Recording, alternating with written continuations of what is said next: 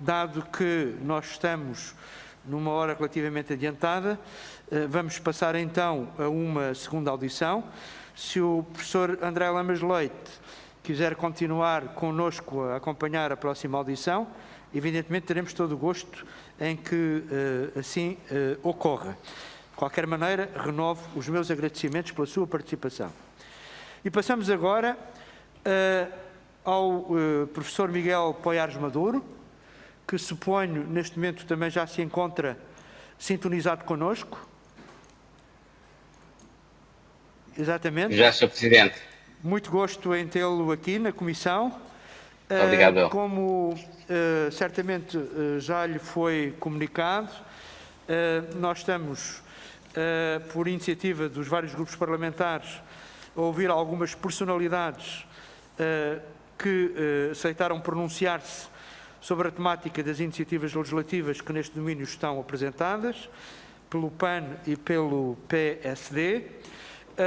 A metodologia destas audições é de que pedimos aos nossos convidados, e é o que lhe peço agora, o favor de uma exposição inicial na ordem dos 15 minutos, e depois os senhores deputados dos vários grupos parlamentares colocarão as questões que entenderem, e o Sr. Professor Miguel Poiares Maduro, no final, voltará a responder também num tempo semelhante ao tempo inicial. Creio que esta informação também já lhe estava, enfim, dada, e, sem mais demoras, dou a palavra ao Sr. Professor Miguel Poiares Maduro, agradecendo a sua disponibilidade para partilhar connosco a sua reflexão. Faz favor. Muito obrigado, Sr. Presidente, e muito obrigado às senhoras deputadas e aos senhores deputados que participam nesta audição, e obrigado pelo convite para me pronunciar sobre este tema. Eu vou procurar até não necessitar de todos os 15 minutos que me foram atribuídos. Em primeiro lugar, começar por dizer que eu entendo a solicitação que me foi feita no sentido de me pronunciar, dando a minha opinião quanto àquela que é a alteração relativamente ao conjunto de obrigações declarativas que estão atualmente previstas e que resultam das propostas quer do PAN, quer do PSD.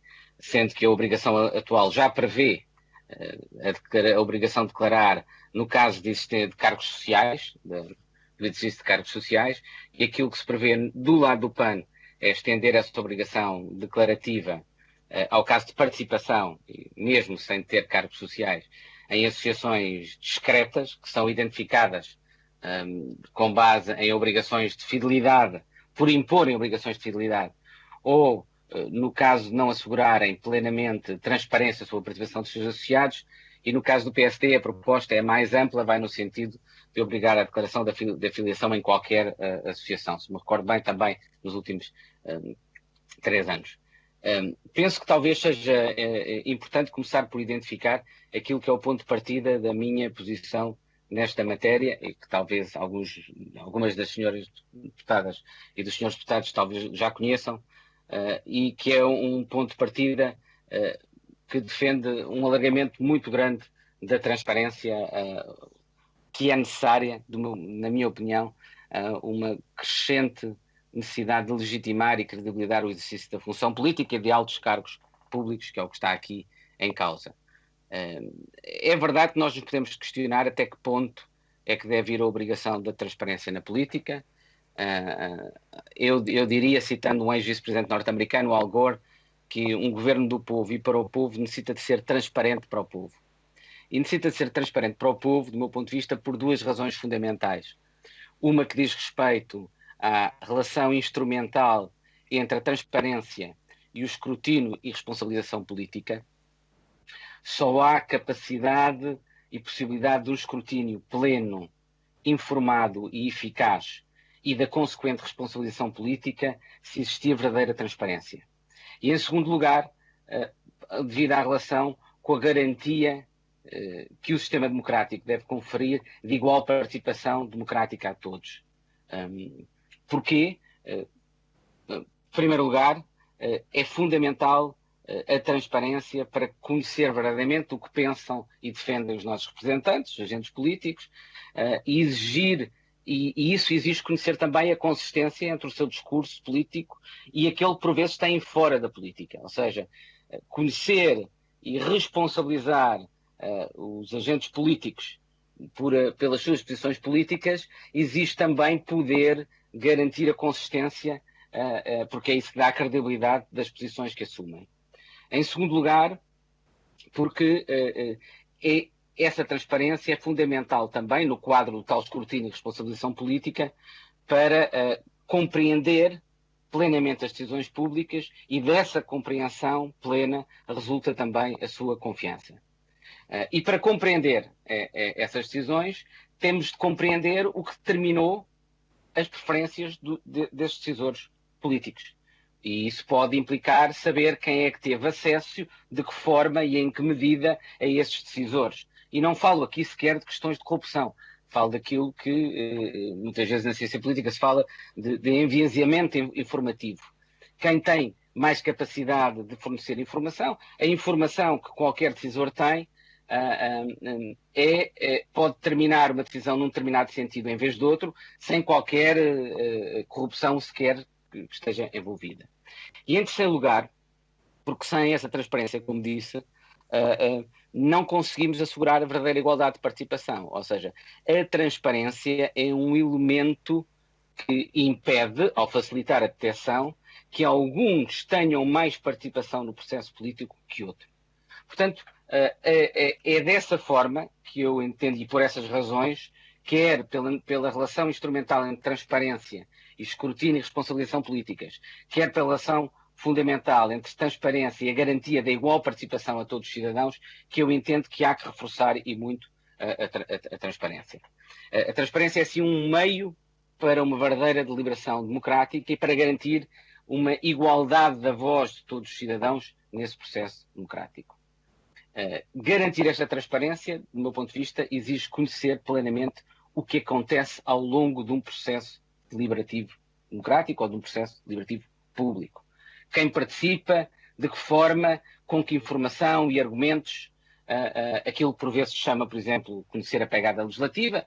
É conhecido que eu já defendi que essas obrigações de transparência deviam ser ainda mais estendidas, por exemplo, a agenda pública dos decisores públicos devia ela mesma ser pública e conhecida, mas isso não é objeto desta audição, é outro, são as propostas do PAN e do PSD, que são, no entanto, na minha opinião, já 2 passos em frente no sentido, e positivos, é a minha opinião pessoal, no sentido de maior transparência, e são iniciativas com que genericamente concordo. Concordo porque, para que é que elas contribuem? Porque, como eu disse, não basta conhecer o que acontece no processo de decisão em si, é necessário conhecer que interesses e relações têm os decisores públicos e políticos que participam nesse processo de decisão. Isto tem 3 funções. Primeiro, ajudar a contextualizar as posições políticas dessas decisões. Eu sei, como eu disse, ajudar a compreender essas decisões e aí se termina a forma de responsabilizar quem as toma. Em segundo lugar, ao insular, ao proteger esses decisores de eventuais pressões daqueles com que têm relações de proximidade ou geradoras de dependência.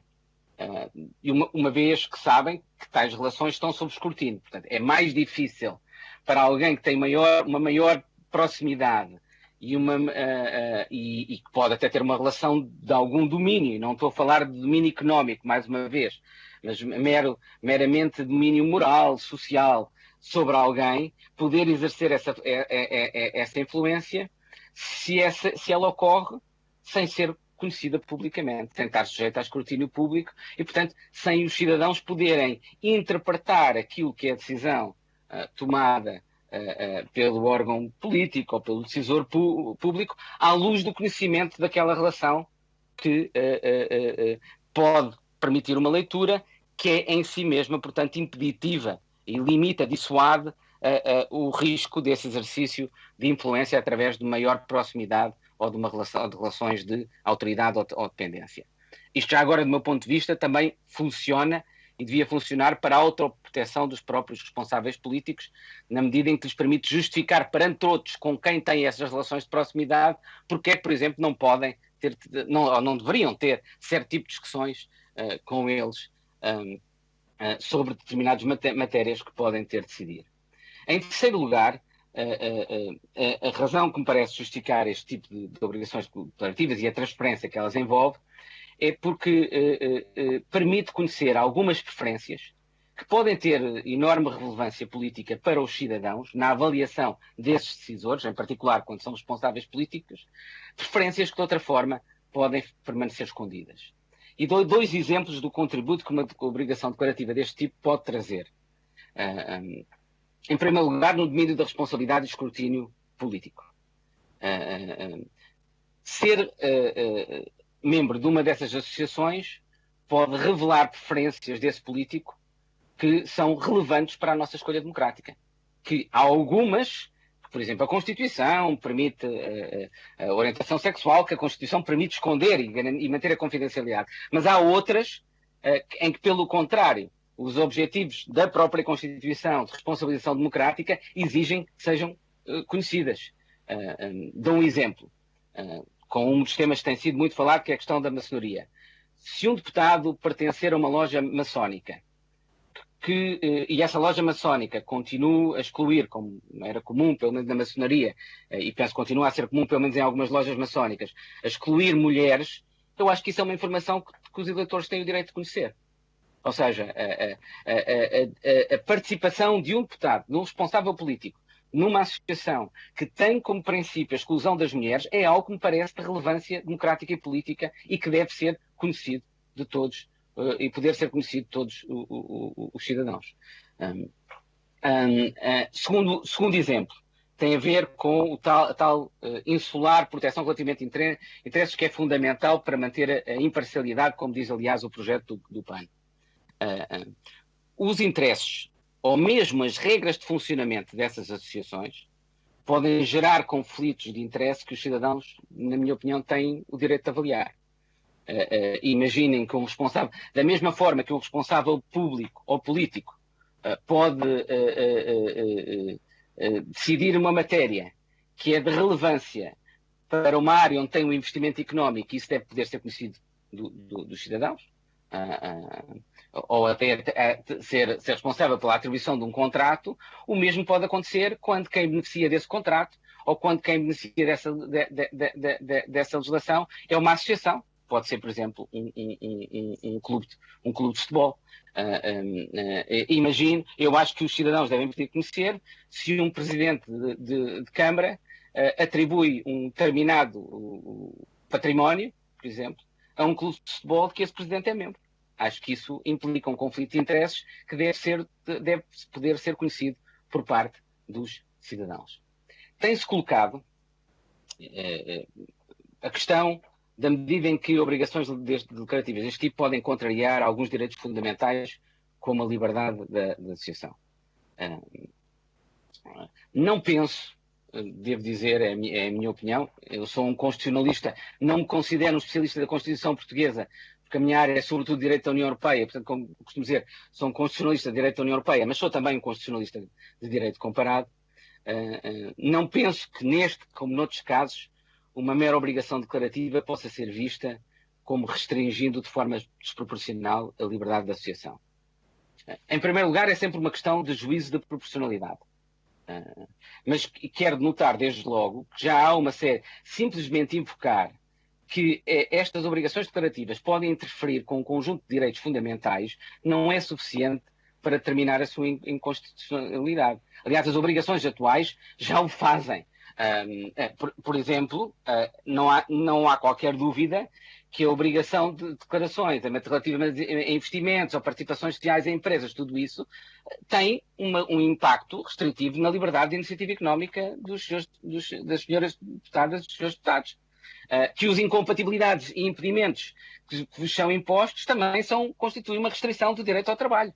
Ou até que as obrigações que já são impostas quanto à participação em cargos sociais já restringem elas mesmas o exercício da liberdade de associação.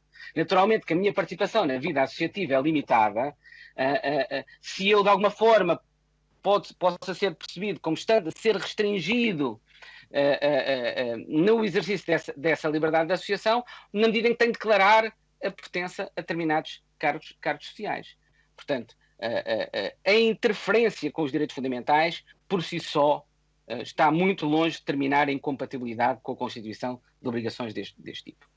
Do meu ponto de vista, elas são em princípio constitucional, já vou citar uma matéria em que parece que tenho dúvidas, mas na sua globalidade serão constitucionais, por um lado porque perseguem objetivos importantes, já aí os manifestei, prevenção de conflitos de interesse, que são semelhantes aos que já são prosseguidos em algumas matérias pelas atuais obrigações declarativas, outros porque perseguem objetivos muito importantes de responsabilização e escrutínio político, também dei um exemplo a esse respeito, e por outro lado porque me parece que a restrição não me parece ser substancial. Trata-se de uma mera obrigação declarativa, por um lado, que é aplicável a um grupo restrito de pessoas, detentores de cargos públicos e aqueles que exercem funções políticas, portanto, não é uma obrigação declarativa que se imponha a todos os cidadãos, é mais uma inibição que é imposta àqueles que exercem altos cargos públicos ou cargos políticos e que não me parece excessiva e que me parece, pelo contrário, valorizar essas atividades. Se nós queremos, por vezes ouve-se dizer que já se impõem muitas restrições ao exercício de cargos políticos e de cargos públicos e que isto seria mais uma. Eu acho que se nós queremos valorizar esses cargos políticos e públicos, a forma de atrair mais pessoas não passa por limitar as normas que previnem conflitos de interesse e que impõem mais transparência. Sinceramente, não me parece que seja a forma adequada, até porque não é a forma, no meu ponto de vista, mais adequada para promover o exercício de funções públicas e políticas pelas pessoas que nós mais deveríamos gostar que exercessem essas funções. Segundo aspecto, a confidencialidade pertence à associação da pertença. A própria liberdade da associação não prevê a sua confidencialidade, a confidencialidade da pertença como fundamental a garantir dessa liberdade da associação. É verdade que em regimes autoritários isso pode ser e paradoxalmente mais importante, mas num contexto democrático os receios de perseguição não parecem justificados em geral. E como disse, já há outros aspectos em que essa obrigação de transparência é óbvia e resulta até das atuais normas. E, em segundo lugar, os valores subjacentes à própria liberdade associativa, que é, no fundo, a promoção de uma sociedade civil pluralista, parecem ser mais reforçados e mais consentâneos até com a própria transparência. A minha única dúvida, devo dizer, prende-se com matérias em que a pertença a essas organizações possa estar associada ou possa levar à revelação de certas preferências pessoais cuja revelação a Constituição tende a proteger. Penso, por exemplo, em casos de orientação sexual ou de religião. Aí, nesses casos, penso que pode justificar-se uma exceção a essa obrigação declarativa no caso de ela levar, e seria no fundo a elaboração de uma norma de exceção que excepcionava no caso de essa obrigação declarativa ter como consequência a revelação de uma determinada preferência que frequentemente, por se tratarem historicamente de grupos vítimas de discriminação social, são grupos e, portanto, preferências associadas a esses grupos que as Constituições tendem a atribuir uma proteção reforçada. O caso da religião, o caso da orientação sexual. Não deixo de dizer, no entanto, que já hoje me parecem que as obrigações declarativas podem conduzir a situações desse tipo. Portanto, dizer simplesmente que o facto disto poder conduzir a isso, por si só, claramente termina em inconstitucionalidade, eu chamaria a atenção dos senhores deputados que, se eu não me engano, posso estar equivocado, mas imaginemos, por exemplo, que um dos senhores deputados ou das senhoras deputadas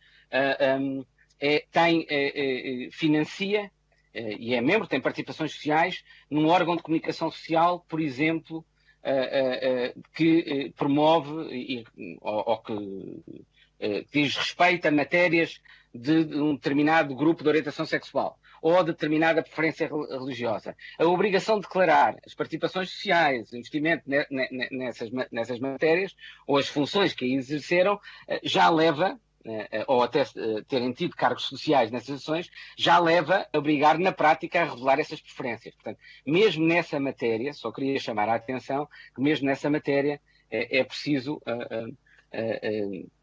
terem atenção que mesmo as obrigações atuais já permitem algumas derrogações. Pedi-lhe o favor de sintetizar, sim. Muito bem, eu vou concluir então, só para dizer o seguinte. Quanto à diferença entre a proposta do PAN e do PSD, por um lado, tenho de reconhecer que os riscos identificados são maiores quanto maior for o secretismo das próprias associações, bem como eventuais obrigações de fidelidade, que no fundo correspondem a fazer prevalecer uma virtude privada a uma obrigação pública, o que é negativo do ponto de vista público. E, portanto, as matérias cobertas pela proposta do PAN parecem suscitar, proteger, ter em conta um valor mais importante do nosso ordenamento. Mas, por outro lado, os riscos que eu identifiquei, incluindo os potenciais conflitos de interesse, existem mesmo noutros casos de pertença associativa que são cobertos pela proposta do PSD, dei o exemplo do futebol. E é difícil definir com precisão o que são associações discretas ou que exijam deveres de fidelidade. E, portanto, nessa medida, eu tenderia a preferir, a minha posição seria mais favorável a uma obrigação mais ampla como aquela da proposta do PSD, mas com uma norma de exceção para evitar a obrigação de declaração que levasse à revelação de determinadas preferências que são particularmente protegidas, cuja confidencialidade e a privacidade é particularmente protegida pela Constituição. Muito obrigado. Vamos então fazer a ronda das questões que os seus deputados queiram suscitar, para depois, no final, devolver a palavra ao Dr. Miguel Poiares Maduro e, assim sendo, o Sr. Deputado André Silva, autor do projeto de lei inicial sobre esta matéria. Muito obrigado, Sr. Presidente. Sr. Professor Dr. Miguel Poiares Maduro, antes de mais agradeço a sua presença nesta audição, que de resto foi requerida pelo PAN. O Sr. Professor foi um dos nomes que quisemos chamar aqui, não só pela sua formação jurídica e percurso académico meritório, mas principalmente pelo seu percurso de ativista na sociedade civil em defesa de medidas de aprofundamento da transparência e de combate à corrupção, e que de resto aproveito enquanto cidadão para lhe agradecer. O PAN, seguindo de perto as recomendações de algumas organizações internacionais, defende uma visão de que o combate à corrupção se tem de fazer também por via do reforço da transparência e, portanto, estamos a falar de prevenção, estamos a falar de medidas profiláticas, se assim quisermos dizer, e da criação de mecanismos de combate aos conflitos, à prevenção dos conflitos de interesse. Aliás, já referiu isso. Nós não queremos fazer nenhuma caça às bruxas ou proibir a pertença a estas organizações, pelo contrário, o que queremos é que o atual quadro legal deixe de ser absolutamente indiferente ao facto de o alto grau de solidariedade pessoal que existe entre membros destas organizações constituir um risco sério à isenção e à imparcialidade no exercício de cargos públicos. O que queremos é que não se continue a fechar os olhos à lógica de compadrio ligada à maçonaria, nomeadamente no recrutamento de cargos dirigentes, na contratação pública, no licenciamento ou na atribuição de subsídios públicos. O que queremos é uma legislação do século XXI que faça dominar na vida pública um princípio geral de transparência. O modelo proposto pelo PAN baseia-se em países como o Reino Unido, a Finlândia ou a Estónia. A proposta do PSD baseia-se num modelo existente na Dinamarca e na Roménia, pelo que aqueles que dizem que quem querer a transparência das ligações à maçonaria quer pôr em causa o Estado de Direito democrático, é não levar a sério este debate crucial para combater os conflitos de interesse. E por isso, a primeira questão que gostava de lhe colocar é se acha que assegurar a transparência das ligações de políticos à maçonaria fere os princípios fundamentais do Estado de Direito Democrático. Parece-lhe que há aqui, como defende a maçonaria e o seu maior defensor aqui no Parlamento, o PS, um ataque à liberdade de consciência? Não lhe parece que a sociedade portuguesa e o nosso sistema democrático estão preparados para que os políticos declarem as suas ligações à maçonaria? Em segundo lugar, Em segundo lugar, a maçonaria e o Partido Socialista, o seu maior defensor aqui no Parlamento, têm defendido que uma lei da transparência para as ligações à maçonaria seria contrária à Convenção Europeia dos Direitos Humanos, invocando a jurisprudência do Tribunal Europeu dos Direitos Humanos. E pondo de lado o facto, que muitas vezes é esquecido pelo grande defensor da maçonaria, o Partido Socialista, pondo de lado o facto de esta jurisprudência se referir a casos de proibição de filiação maçónica e não de transparência dessa filiação, às vezes confunde-se isto. Esta jurisprudência é clara em admitir que são possíveis restrições à liberdade de associação relativamente a associações que estabeleçam com os seus associados um vínculo rígido e incompreensível de solidariedade, como a maçonaria, desde que tais restrições fossem feitas com base em fundamentos objetivos e razoáveis, como é o caso das propostas em análise. O que lhe pergunto é se, enquanto especialista em direito europeu, lhe parece que as propostas do PAN e do PSD estão conforme a Convenção Europeia dos Direitos Humanos, a Carta dos Direitos Fundamentais na União Europeia ou com outras disposições do direito da União Europeia.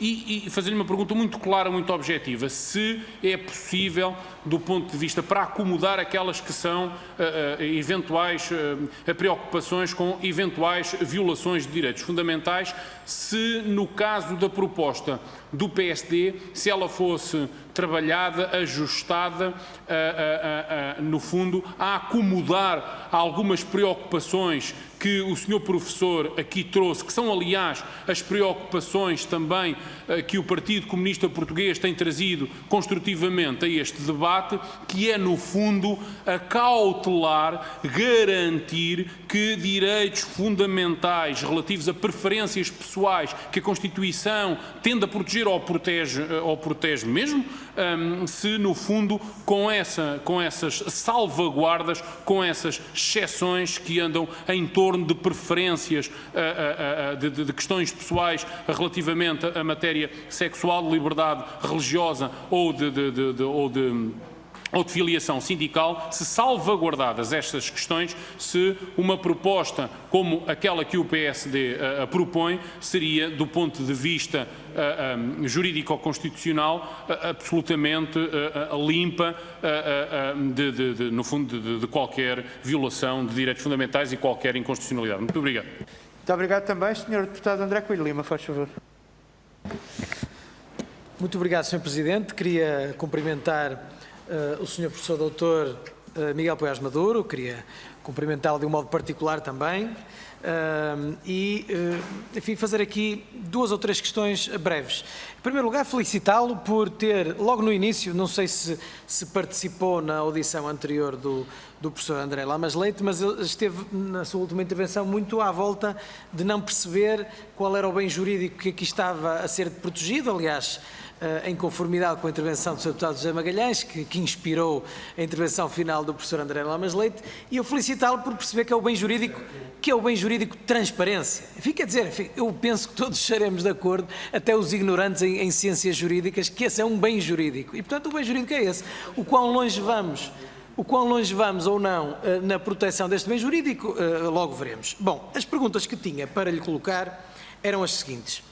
Relativamente à lei, que agora não tenho aqui o número dela, mas tenho, Lei Orgânica 4/2014, que se aplica ao Sistema de Informações da República Portuguesa, e quanto à circunstância de ela, como já foi referido antes pelo Sr. Deputado André Silva, já prever esta limitação, e quero esclarecer, ela prevê esta limitação não apenas para os membros do Conselho de Fiscalização do CIRP, como ainda para todos os funcionários de todos os sistemas de informações da República Portuguesa, ou seja, é o artigo 33º, que diz: todos os funcionários, agentes e dirigentes dos serviços de informações das estruturas comuns e do gabinete do secretário-geral devem declarar isto que aqui estamos a falar. Portanto, ou seja, estamos a falar, a pergunta é jurídica ou constitucional, só.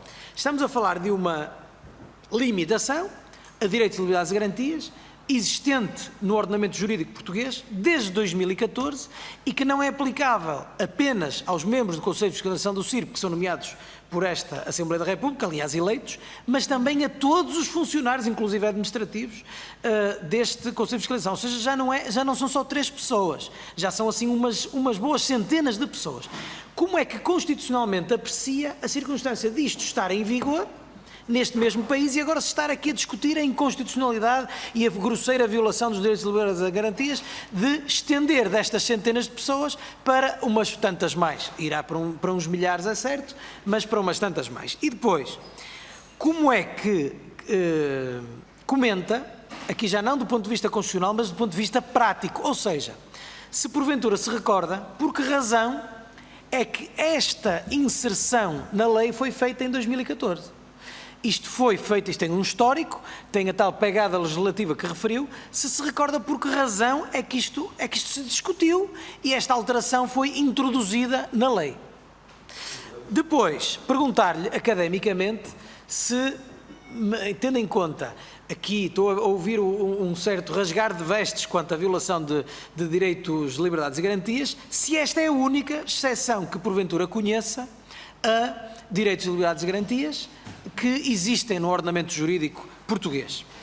E, por último, agora aqui a segunda dimensão como especialista em direito comparado, particularmente em direito europeu.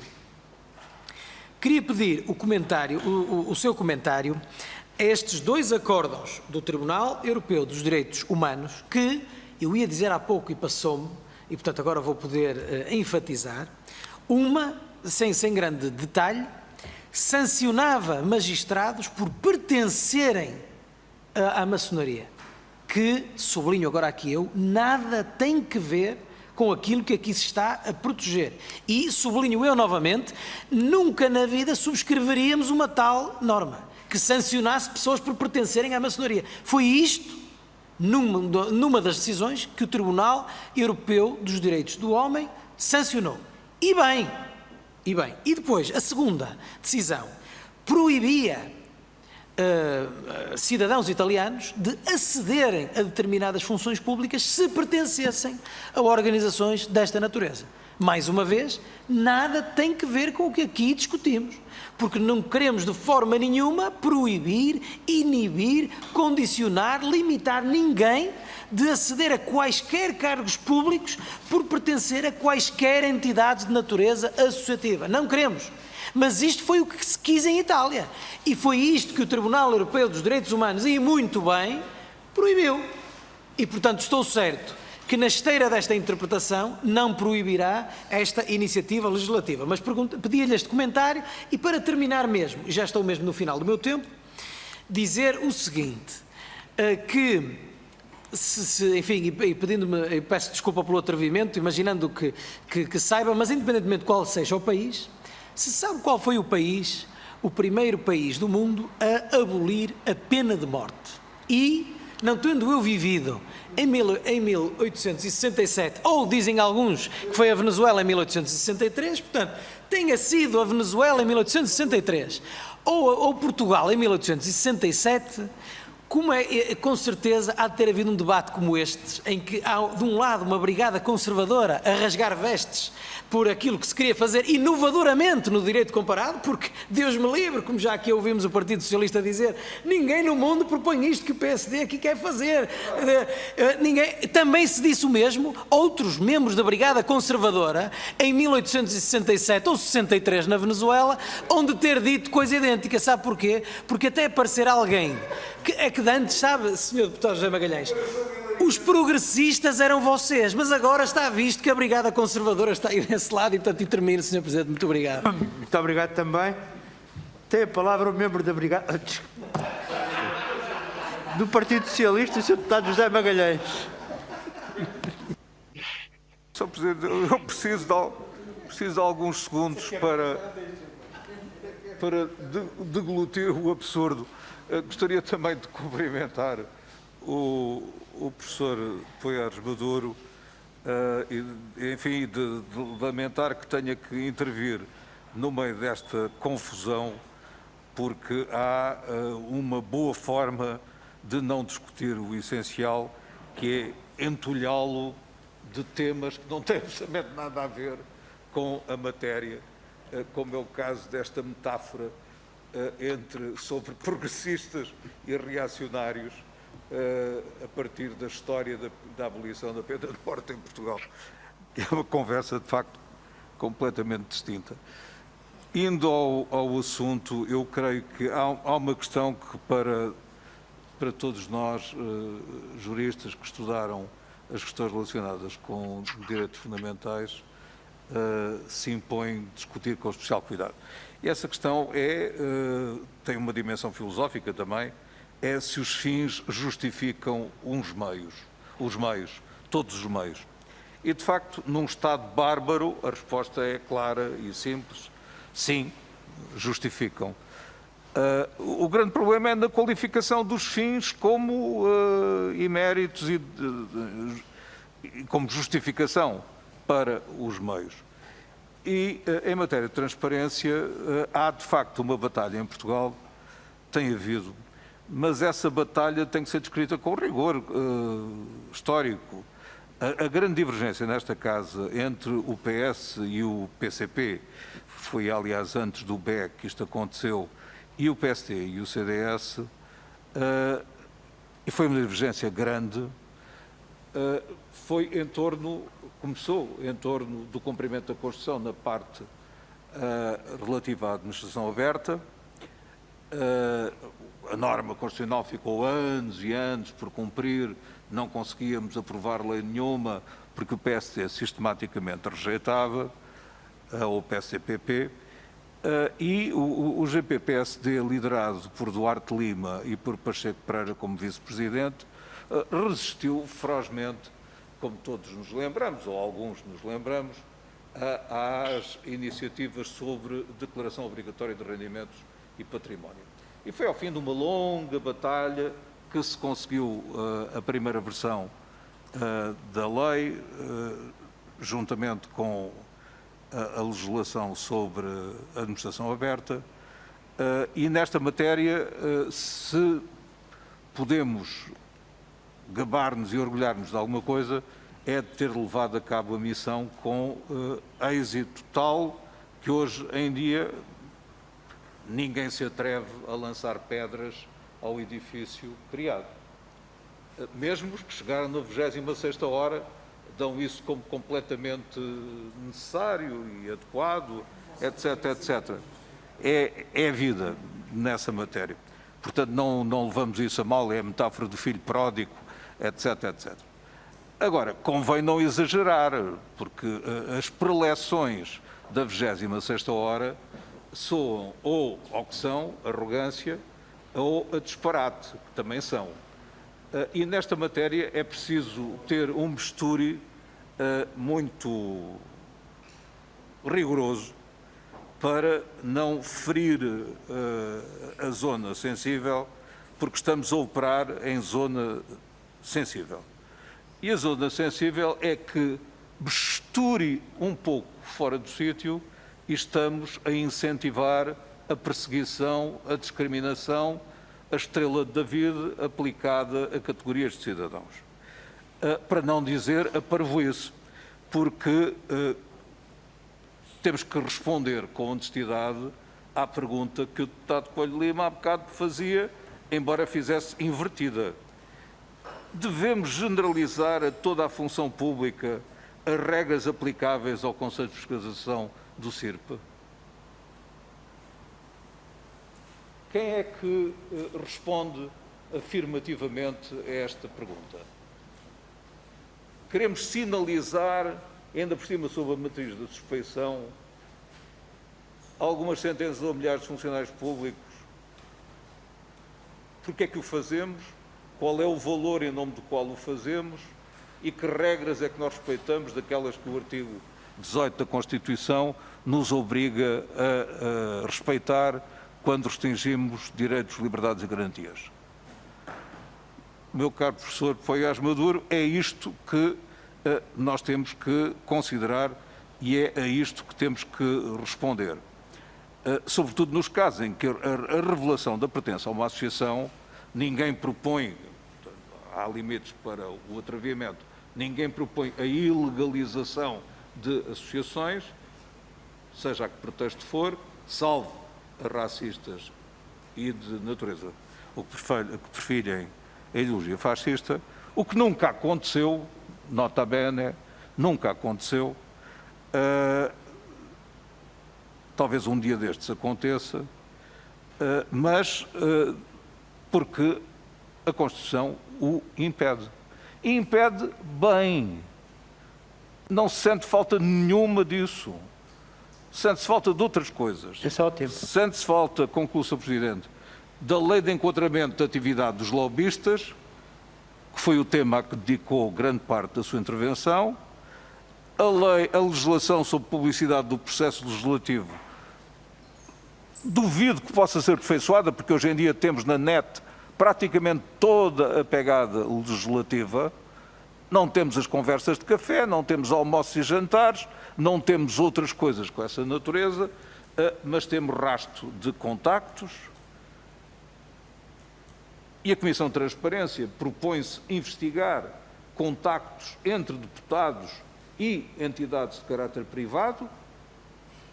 É esse o ponto em que estamos. Isto é normalmente ignorado, mas é esse o ponto em que estamos. É uma questão delicada que a Comissão tem que gerir com cuidado e, como disse muito bem, temos a lei sobre sociedades comerciais detidas por decisores políticos que, coitadas, tendem a ser cada vez menos, porque mesmo as sociedades unipessoais são um pesadelo para quem as detenha a partir do momento em que as detém. Aliás, como há dias nos contava o deputado Coelho Lima na análise do seu trajeto pessoal. Portanto, não é daí que vem o perigo, mas é um problema que nós temos que enquadrar.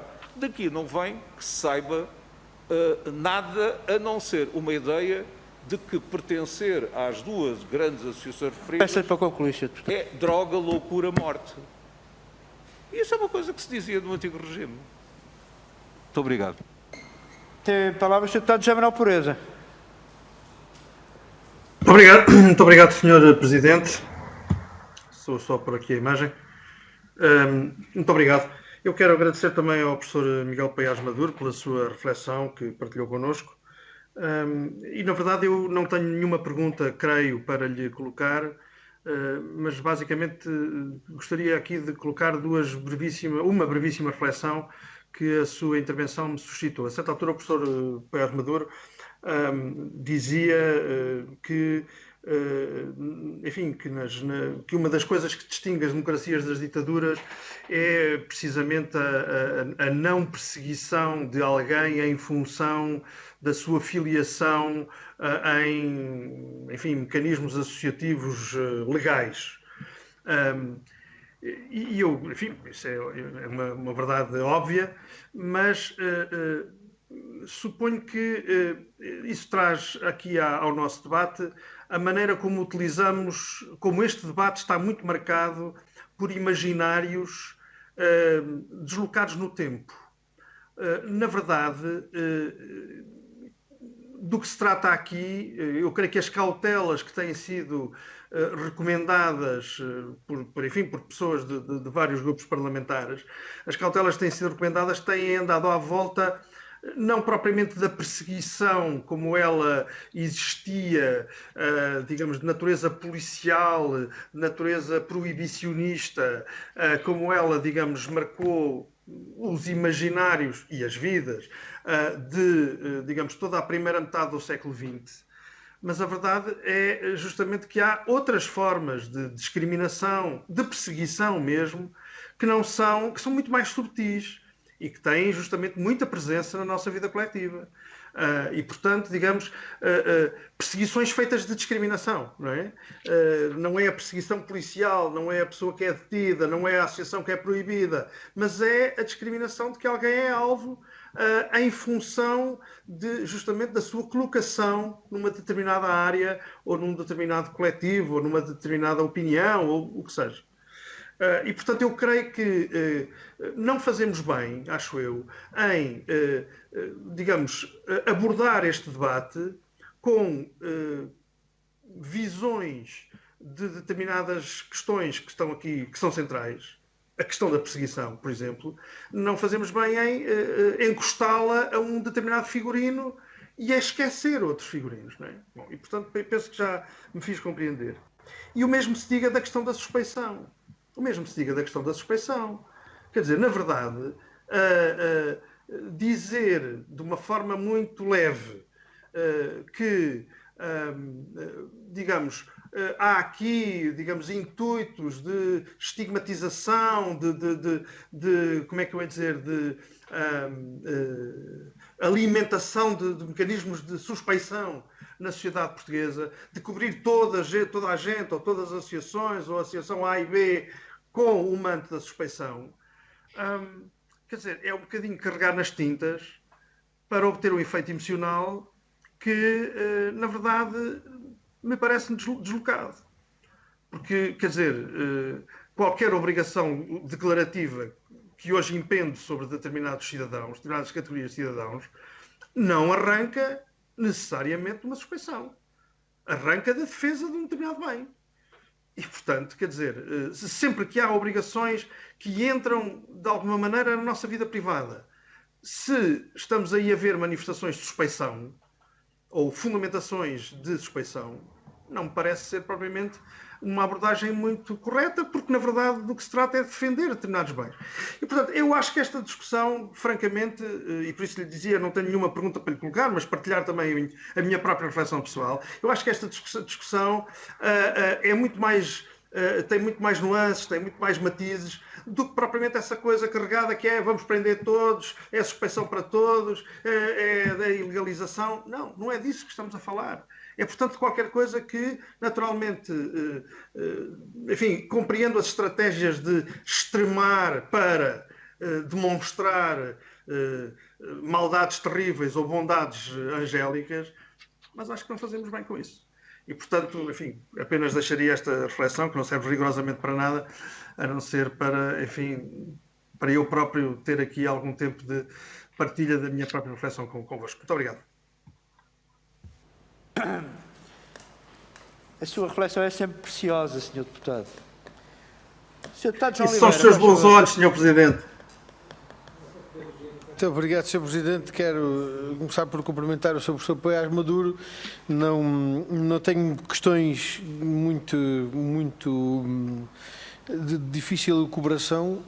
Queria apenas dizer-lhe que vou procurar ater-me à matéria que aqui estamos a tratar, que tem que ver com estas propostas, quer do PAN, quer do PSD, a propósito das questões da transparência genericamente considerada, e atrevo-me apenas a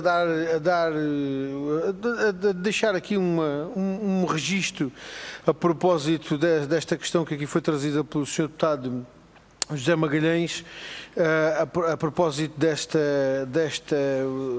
a propósito do tráfico de influências legalizado na forma do lobbying. E apenas para dizer que isto nesta discussão faz tanta falta como um acordeão num funeral.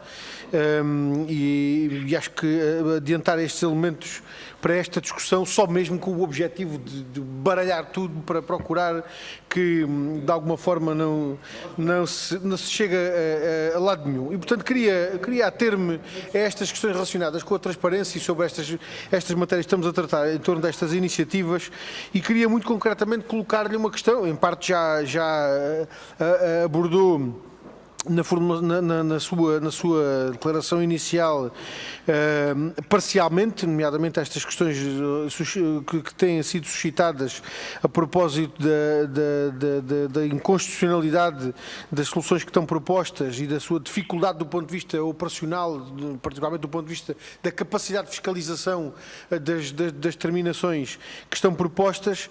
E eu gostava de saber se, para lá das propostas em concreto, quer do PAN, quer do PSD, e sobretudo considerando os objetivos de reforço dos mecanismos de transparência e considerando estas várias objeções, se na sua perspectiva, há alguma solução que, em concreto, permita ultrapassar estas dúvidas de constitucionalidade, independentemente de as partilhar ou não? Já percebi que não as partilha, pelo menos inteiramente, mas na medida em que as partilha, se encontra alguma possibilidade, do ponto de vista legislativo, para se ultrapassarem estas dúvidas do ponto de vista constitucional, porque eu diria que é sobretudo aí que se colocará mais o problema, e se também do ponto de vista da eficácia das soluções a considerar, se tem alguma sugestão a dar para que, do ponto de vista legislativo, esses objetivos possam ser alcançados. E, portanto, fico-me por aqui, esperando levar uma medalha pela utilização do tempo da forma mais concisa possível.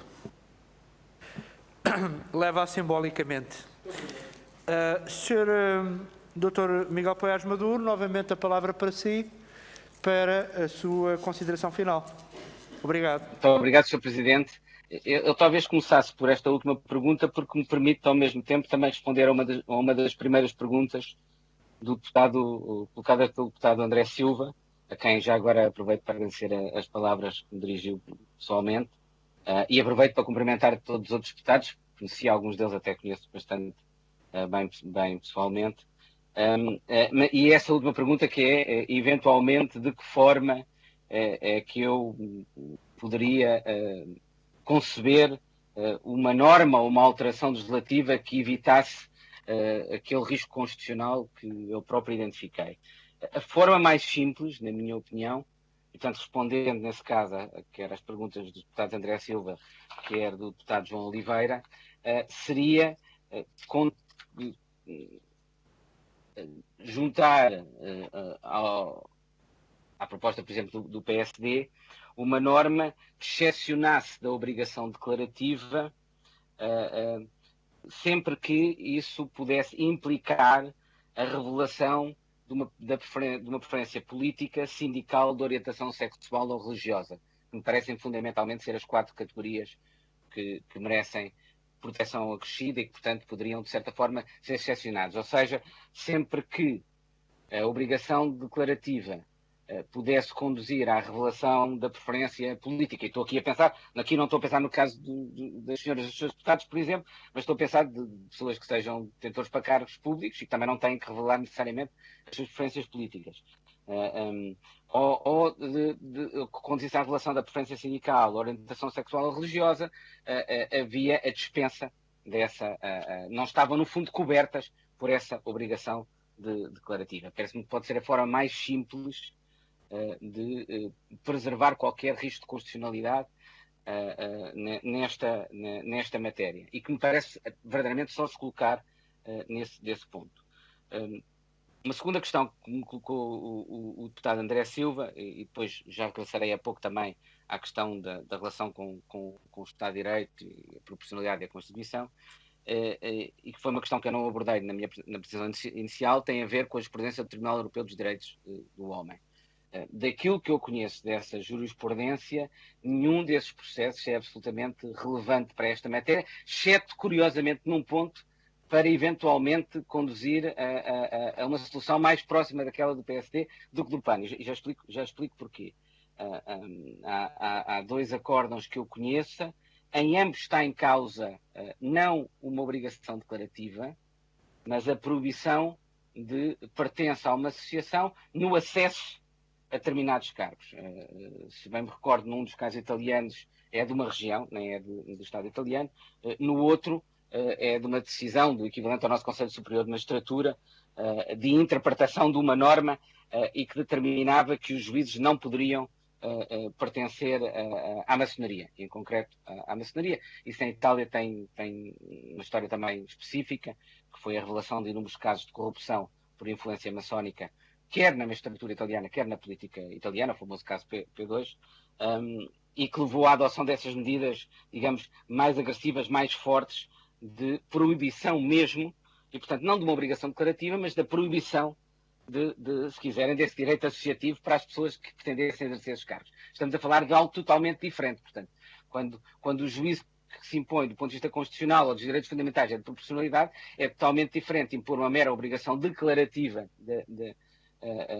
da filiação ou da pertença a uma associação desse tipo, da proibição da pertença a essa associação para o acesso a esses cargos. Mas mais, mesmo essa proibição de participação do meu ponto de vista, não resulta como proibida por parte do Tribunal Europeu dos Direitos do Homem.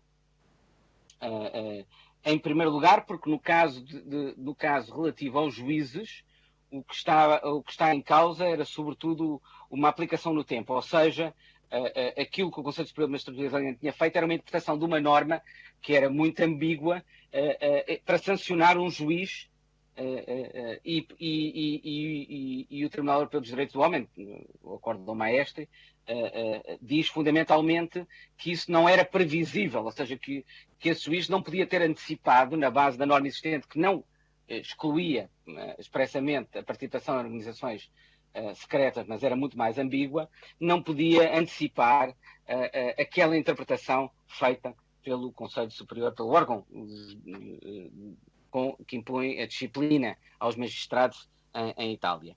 E no outro processo, e é aí que o único aspecto pode ser relevante, mas de novo estamos a falar de proibição, nem sequer de uma obrigação declarativa, aquilo que se veio a entender foi que, pelo contrário, o Tribunal Europeu dos Direitos do Homem até diz que, em princípio, objetivos como segurança nacional, por exemplo, que eram invocados pelo governo italiano, permitiria excluir a participação em determinadas organizações. O problema é que aquela norma do governo regional italiano só o excluía para organizações maçónicas e o Tribunal Europeu dos Direitos do Homem entendeu que outras organizações poderiam igualmente consubstanciar um risco semelhante face àquele que ali estava. E que, portanto, que a aplicação de tal norma, e deu alguns exemplos a esse respeito, questões racistas, por exemplo, tudo isso, e entendeu que a aplicação e a proibição apenas das maçónicas era uma violação do princípio da não discriminação. E, portanto, estamos num outro domínio, só pode ser relevante, digamos, é no âmbito da definição da obrigação declarativa, se puder vir a entender que a sua limitação, por exemplo, que uma determinação do campo de aplicação desta norma, que acabe por determinar que ela é apenas aplicável a organizações maçónicas, poderia ser entendida como discriminante na medida em que os riscos, por exemplo, de conflitos de interesse, que se podem colocar quanto a outras associações.